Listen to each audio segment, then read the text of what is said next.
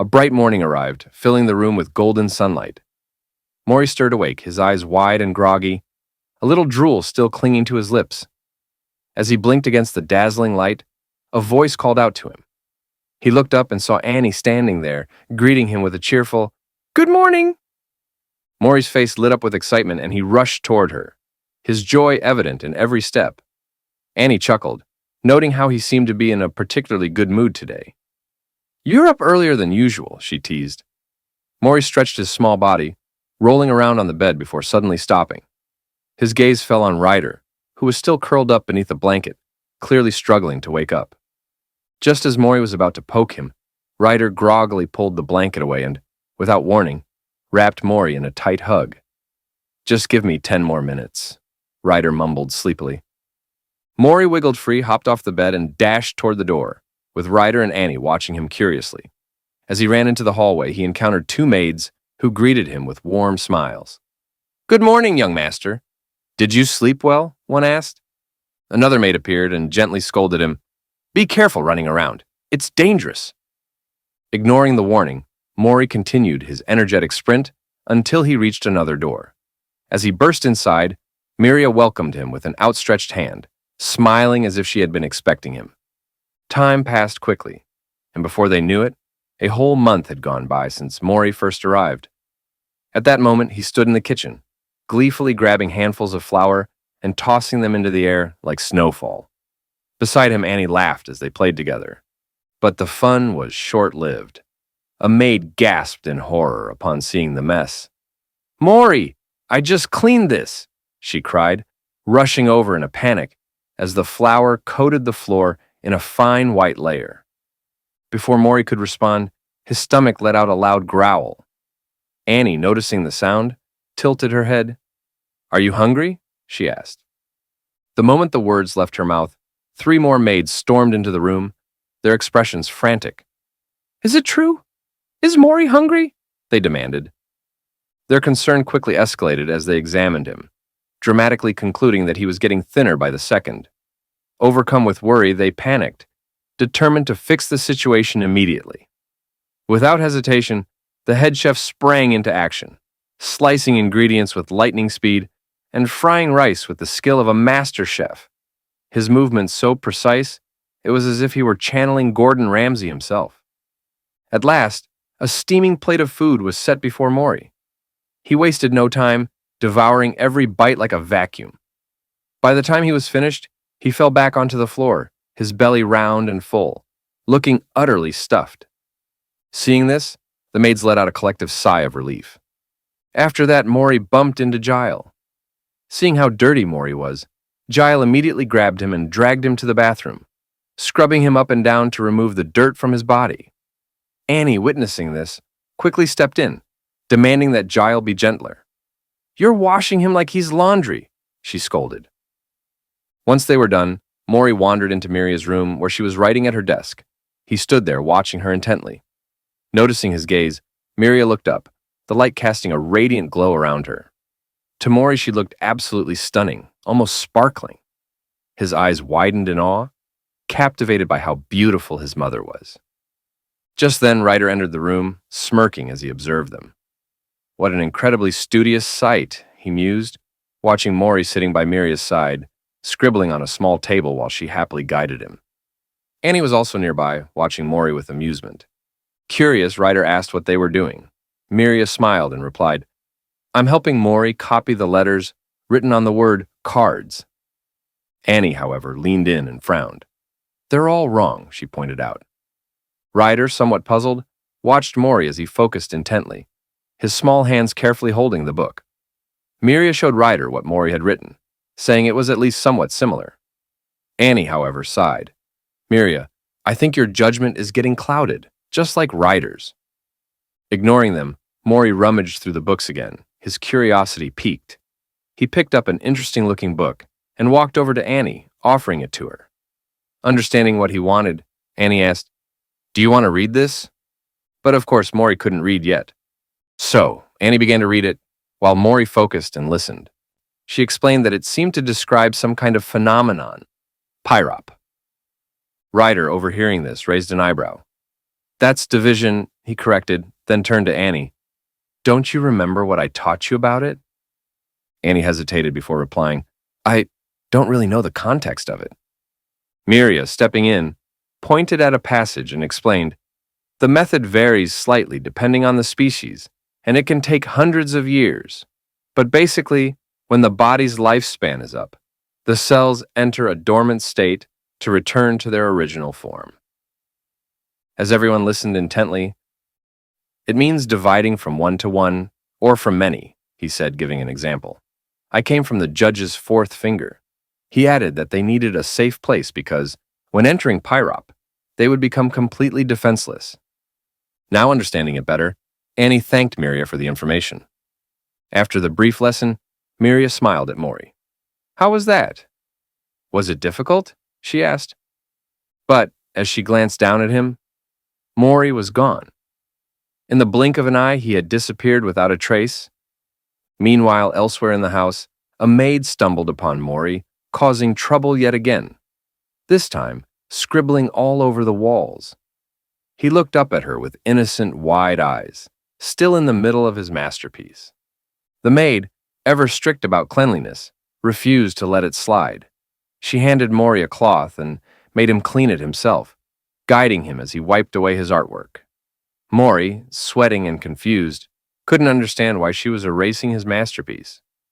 From the doorway, Annie, Ryder, and Miria stood watching, amused by the scene. Once Mory finished scrubbing the wall clean, he turned around, his small face scrunched up in frustration. His eyes welled with tears as he pouted, clearly upset that his drawing had been erased. Seeing this, the maid smirked and teasingly said, Oh, I thought you weren't going to cry. She chuckled, enjoying his adorable reaction. After that, Mory still seemed unsatisfied. Miria gently explained to him that the walls were not meant for drawing and taught him not to do it again. Meanwhile, Ryder decided to scare Mory a little, warning him that if he did it again, Giles would come after him, calling him a rascal in the process.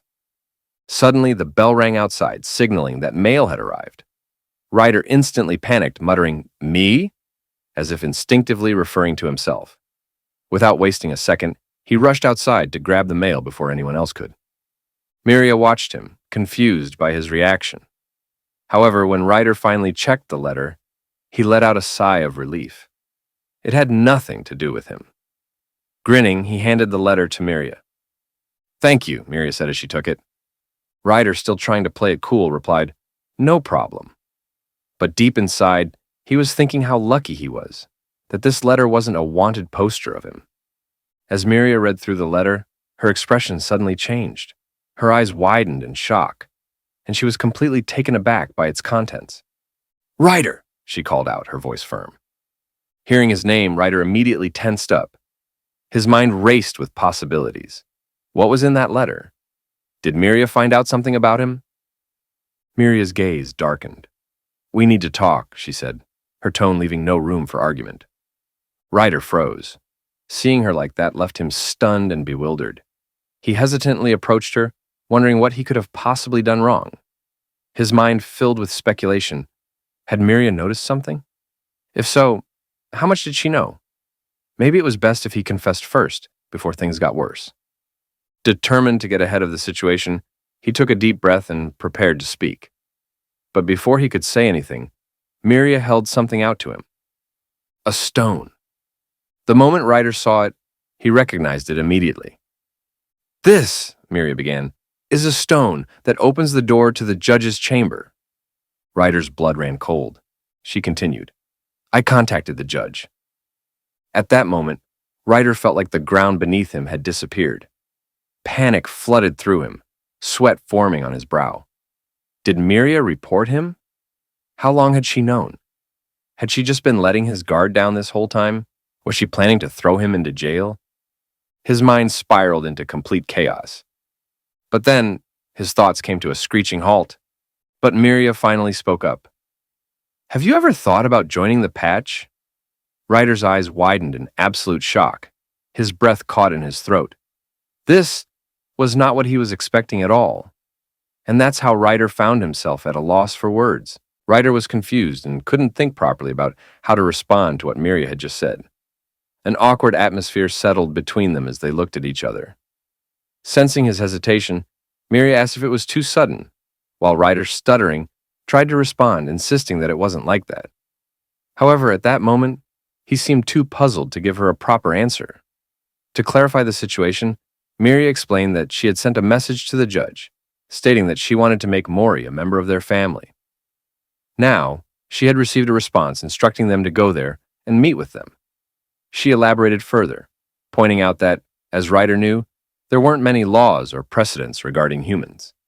Because of this, she believed the higher-ups likely wanted to see both Mory and her in person. However, she had yet to hear from Shalom, but since they always encountered her for such matters, she was certain they would be pleased. As Ryder listened, he appeared surprised and somewhat amazed. Miria continued, explaining that if Mory were officially registered as a member of their family, then any actions taken by the town against him would be considered an attack on them. However, once she cleared the bounty on him, she could ensure his safety. Hearing this, Ryder was visibly shocked and asked Miria how she knew he had a wanted poster and for how long she had known about it. Miria admitted that she had known from the very beginning. Ryder, still confused, pointed out that allowing a wanted person to stay with her would eventually raise questions from the higher-ups. He seemed concerned about this, but Miria reassured him, saying she would explain that it was because of Mory, who had been crying and clearly relied on Ryder a lot. This would allow them to present an appeal, and if the higher-ups pushed further, she would have no choice but to subdue them. Hearing this, Ryder no longer seemed worried. He knew how powerful Miria was, especially since her black hole ability was not just for show. Miria also recalled how Ryder had first met Mory, which led to the bounty being placed on him. However, she pointed out that Ryder's bounty wouldn't be easy to erase, even though dealing with the aliens who issued it might not be difficult. As Ryder listened intently, he silently agreed with her assessment. After that, Miria handed the stone to Ryder, telling him that life with them might be less exciting than when he and Mory were traveling. Then, with a teasing smile, she added that she wanted Ryder to be her husband. Just kidding.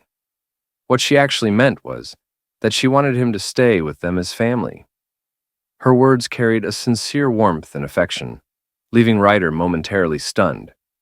Seeing his reaction, Miria smiled and told him to seriously consider it. Ryder looked at her, his voice trembling slightly as he slowly said that he would, meaning he accepted her request. Afterward, as Ryder stepped outside, he noticed Mory quietly sleeping on the floor, with Annie standing nearby, guarding him. Curious, Ryder asked why their cute Mory was sleeping on the ground. Without hesitation, he gently picked up Mory, placing him against his chest and carrying him carefully. Annie, watching him closely, eyed him suspiciously and asked why he looked so happy. Ryder, caught off guard, asked what she was talking about, but Annie insisted that she must have missed something, that something good must have happened. Flustered, Ryder quickly denied it, raising his voice slightly but keeping it quiet enough to avoid waking Mory. The two began bickering again as usual. The scene shifted as Ryder was busy adjusting Mory's cloak. He then smiled and said, "There, it's done. Our cute Mory is now very clean and beautiful." He then turned to the others saying, "First impressions are very important when it comes to socializing," and added that he had put in the effort to make Mory look even more presentable. He also reminded Mory not to be nervous, to stay calm, and to smile. While they were all making preparations and chatting happily, Ryder noticed Mory fidgeting again. With a soft smile, Ryder called his name, and when Mory looked up at him, he told him to take care of his bag and retrieve the stone inside. He then took the stone, made it into a necklace, and gently placed it around Mory's neck. Taking the other half of the stone for himself, Ryder explained that this piece symbolized him, that no matter what, he would always be there for Mory. Hearing this, Mory seemed to calm down, his nervousness fading. Seeing him more composed, Miria, who seems worried, approached and asked if it was too difficult for him. She assured him that if needed, she could request to postpone it, allowing him more time to prepare without fear or pressure. However, Mory quickly shook his head in refusal, firmly declining her offer. Noticing his newfound confidence and determination, Miria and Ryder exchanged glances, both smiling. Then Miria retrieved the stone which suddenly transformed into a portal door. Everyone stood still, watching as it materialized before them. Miria then spoke, saying she needed to go first to pay her respects. She reminded Giles and Mory to wait outside and follow their practiced steps when the time came. With that, she stepped inside. Mory, despite a flicker of nervousness returning, took a deep breath, closed his eyes, and walked forward with confidence. When he reopened them, he found himself in an unfamiliar place, surrounded by numerous alien beings. Outside the portal, Ryder and the others observed everything on a screen, watching intently. Inside, Miria stepped forward toward the center. Suddenly, the ground trembled beneath her as the air grew tense. The atmosphere was heavy, radiating an eerie energy. A massive figure appeared, a glowing blue entity resembling a galactic void. The being's presence was overwhelming. It spoke, demanding an explanation from Miria. Without hesitation, she bowed respectfully before it. Watching from outside, Ryder's face paled as he trembled slightly, beads of sweat forming on his forehead. He muttered to himself, wondering if that was the judge. After completing her formalities, Miria subtly gestured with her hand, a signal. Giles, noticing it, gently patted Mory on the shoulder, reminding him to stay calm and look straight at the judge. Mory nodded in understanding before stepping forward. As he walked, a large circle of light suddenly surrounded him. But this time, Mory, having experienced something similar before, remained composed. Although he still felt a tinge of nervousness, he clenched his fist and continued walking with steady confidence. Seeing Mory successfully handle the situation, Ryder and the others cheered for him from outside, proud of his progress. They celebrated, attributing his calmness to the shadow games they had played as training. Meanwhile, Mory, focused entirely on reaching his mother, Miria, kept his eyes locked on her as she stood in the center, with her arms open waiting for him. However, just as he was about to take another step, he suddenly froze. Something caught his attention. He looked up, his eyes widening in shock. At that moment, a memory resurfaced. He recognized the figures before him. They were the ones who had captured him. And that's the end of this chapter. Hopefully, you guys enjoyed it. See you in the next one.